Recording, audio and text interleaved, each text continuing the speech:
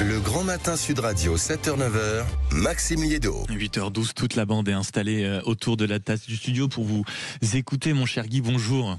Mais bonjour à tous, bonjour Arlette. Bonjour Guy. Et comme chaque vendredi, vous allez débriefer pour nous l'actualité de cette semaine, et Dieu sait qu'elle est riche. Oui, une semaine qui a commencé avec l'ouverture du Festival de Cannes, évidemment, suivi d'un événement politique majeur, la prestation télévisée du chef de l'État. Mais venons-en tout de suite à Cannes et à la cérémonie d'ouverture, dans laquelle on pensait avoir atteint le fond avec l'interminable énumération de lieux communs humanistes que nous a infligé Laurent Laffitte, mais c'était sans compter sur Juliette Binoche, à qui on peut d'ores et déjà attribuer sans conteste la Palme d'Or du grotesque. Elle est apparue sur scène du Palais des Festivals, vêtue d'une sorte de hijab, mais un hijab décolleté. On aurait cru Florence Foresti imitant Benazir Bhutto dans une émission de Laurent Ruquier. Ah ça, c'était pas un hijab acheté dans un souk à Kaboul avec les coutures qui tirent au sang. Non, c'était un truc à 10 000 de chez Dior qui présentait la particularité d'être largement décolleté, ce qui est évidemment antinomique avec le mot hijab. Oui, car à Cannes, quand on évoque le martyre des femmes afghanes, iraniennes ou gazaouis, on n'oublie pas le glamour et on lâche un bout de sein. Faut pas déconner quand même. Juliette Binoche avait donc fait des efforts sur la tenue, la coiffure, le maquillage, et du coup, elle avait oublié de réviser son texte. Enfin, son texte, non.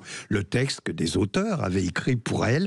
Un bon texte d'ailleurs, avec notamment une métaphore audacieuse qui parlait de l'humus qui fertilise l'humilité de l'humanité. Déjà, rien qu'à l'énoncé de ces trois mots, vous avez compris que la sortie de route était inévitable pour Juliette qui fut victime d'un terrible bug, transformant l'humus en houmous, cette délicieuse purée de pois chiches libanaise, comme chacun sait, et changeant l'humilité en humidité, un naufrage qui provoqua chez elle un éclat de rire nerveux qui atténua sensiblement la portée dramatique de son discours.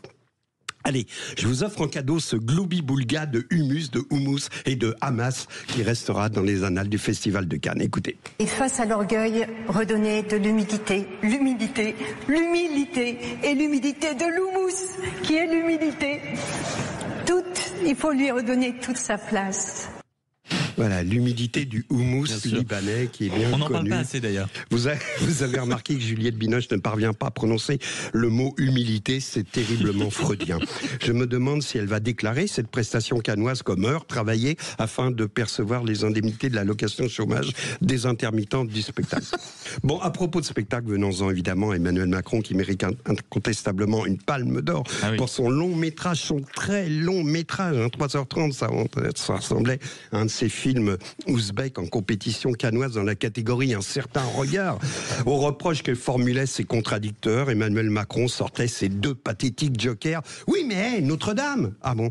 Oui, mais les JO. Sans intérêt donc sur le fond, mais ce qui est passionnant chez Macron, ce sont ses fulgurances puériles. Quand soudain on retrouve un petit Macron de 12 ans qui veut faire son crâneur dans une cour de récré pour impressionner ses camarades. Au début de l'émission, lorsqu'il a annoncé les thèmes qu'il allait développer, il a évidemment parlé de référendum, car tout le monde attendait ça. Mais comme il envisageait d'en organiser plusieurs, il a dit « Je vous parlerai des référenda ».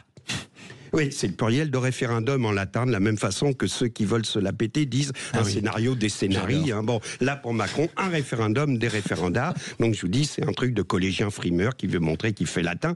Mais devant les yeux écarquillés de Gilles Boulot, qui a été troublé par ces référendats. Du coup, Macron, au cours de l'émission, a hésité. Il a dit « J'ai prévu d'organiser des... » Et là, il regarde Boulot et il dit, en baissant le regard, des consultations. Et là, il se rend compte que ça fait tout Bible. Il se reprend et finit par lâcher des référendums. Et oui, on en est là. En voyant Macron, on pense à Monterland en se disant que la France est un pays dont le prince est un enfant.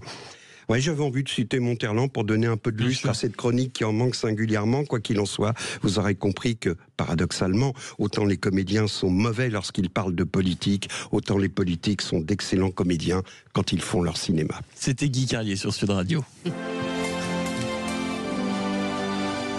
Alors là, c'est vrai que c'était quand même un long métrage, Arlette Chavot, qui a provoqué une très mauvaise note sur tous les sites de cinéphiles avertis concernant le président de la République. Oui, on pourrait même se demander effectivement si il a bien fait de faire cette émission, même si c'est un bon comédien comme juge aujourd'hui Guy.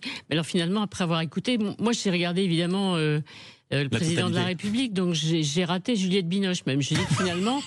Je préfère quand même quelqu'un qui articule et qui sait mettre des mots, quitte à dire référenda au lieu de référendum pour montrer qu'effectivement il a fait du latin. Mais je pense que le meilleur spectacle était peut-être celui donné par le président de la République, même s'il n'a pas produit l'effet que lui-même escomptait, c'est-à-dire une satisfaction des Français. Il y a 2 enquêtes d'opinion aujourd'hui qui montrent que, franchement, c'était peut-être pas ce qu'il fallait faire, ou en tout cas, c'était beaucoup trop long. On va le dire comme ça pour être gentil. Oui, ça c'est pour une fois, oui, un peu de gentillesse, un peu de gentillesse. Et croyez-moi, ce n'est pas habituel dans ce studio. Parce que Guy est là, donc oui, bien sûr, forcément, sous l'influence de Guy, une vague de tendresse immédiatement. Voilà, exactement. Non, mais Guy Carlier, c'est vrai, dans ce que vous racontez, on en a aussi parlé dans ce studio cette semaine.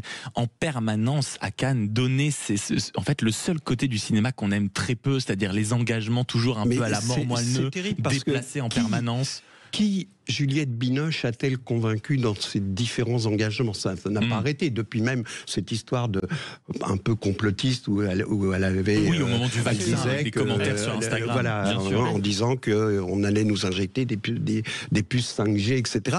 Donc elle plonge dans tous les pièges, dans tous les trucs, et personne de toute façon, vous imaginez quelqu'un chez lui qui regarde la télé et qui dit « Ah ouais, putain, j'avais pas conscience que des femmes sont humiliées, bafouées en Afghanistan, à Gaza, on sait ce qui se passe là-bas, on est comme elle aussi. » incapable d'agir. Oui, que voulez-vous sauf que on joue pas cette comédie et surtout que cette comédie est suivie d'un dîner où elle enlève son espèce de suaire Sainte Vierge pour mettre une autre tenue Louis Vuitton et pour aller dans une soirée patronnée par L'Oréal où ils repartent tous avec leur petit sac, vous savez, avec la cordelette, là, avec les cadeaux quand même à 10 000. Produits, c'est dérisoire. Dans la nuit cannoise, voilà, tout est dit, quoi. Quelle horreur. Cannes et le parallèle afghan selon les actrices du tapis rouge. 8h19 dans un instant, Benjamin Glaise qui est déjà dans ce studio naturellement pour en parler d'un ancien président de la République qui a perdu un petit accessoire au pied, il me semble, Benjamin, c'est ça, hein? Et pourtant, il était joli cet accessoire. Ouais. Oui, c'est une vision des choses, on en parle dans quelques instants sur Sud Radio. C'est ça l'avantage de la radio normalement, on ne voit pas ce qui se passe sous la table, Benjamin, pas de secret dévoilé à l'antenne. 8h20, restez avec nous sur Sud Radio.